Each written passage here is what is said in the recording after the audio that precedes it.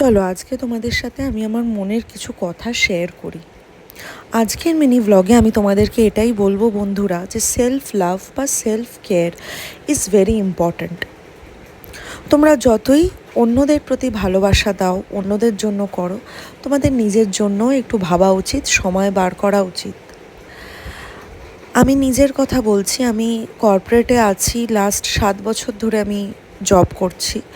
যারা কর্পোরেটে আছো তারা আমার সাথে রিলেট করতে পারবে যে পুরো উইকটা কতটা হেক্টিক যায় অফিসের কাজের প্রেশারে।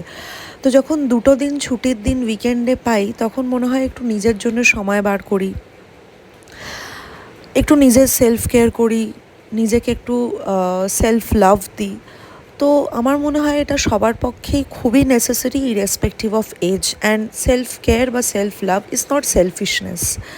তুমি যদি নিজেকে না ভালোবাসতে পারো, তুমি অন্য কাউকে ভালোবাসা দিতে পারবে না। একটা কথা মনে রাখবে বন্ধুরা, জীবনে চলার পথে অনেক মানুষ তোমার জীবন থেকে চলে যাবে, ঠিক আছে? At the end of the day you are the only person who is with yourself. তুমি একাই তোমার সাথে থাকবে। এই দুনিয়া থেকেও যখন ছেড়ে চলে যাবে, তুমি একাই কিন্তু যাবে, তোমার সঙ্গে কিন্তু কেউ যাবে না।